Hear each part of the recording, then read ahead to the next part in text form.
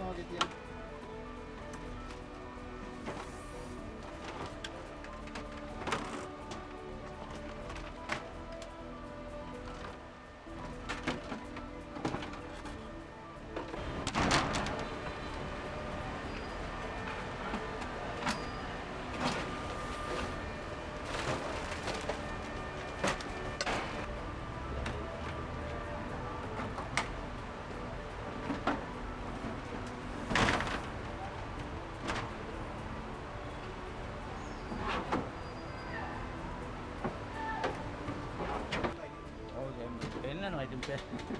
තේරුම් ගන්න වෙනවමනේ.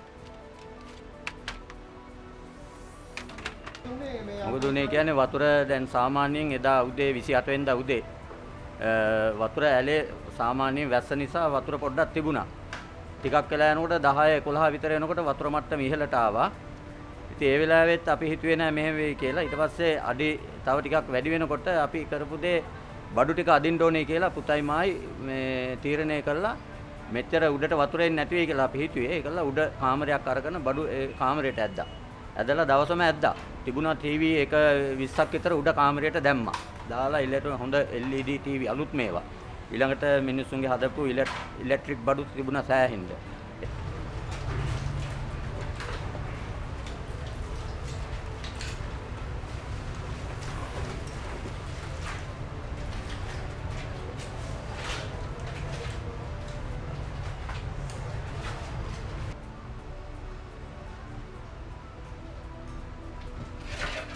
ගන්න දෙන්නේ මේ ඔක්කොම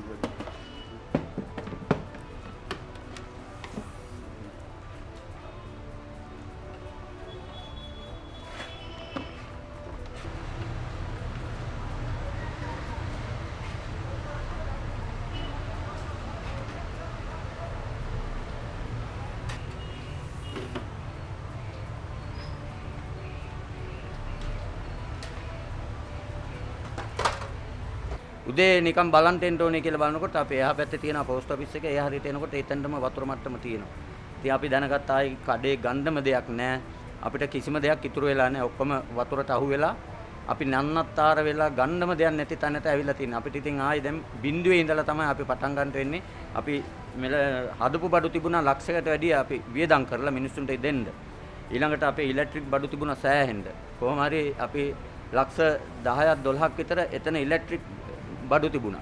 ඉතින් මේ හැම එකක්ම සම්පූර්ණයෙන්ම වතුරට ගහගෙන ගිහිල්ලා. කොහොම හරි ලක්ෂ 70ක විතර වගේ අපිට ලොකු හානියක් වෙලා තියෙනවා.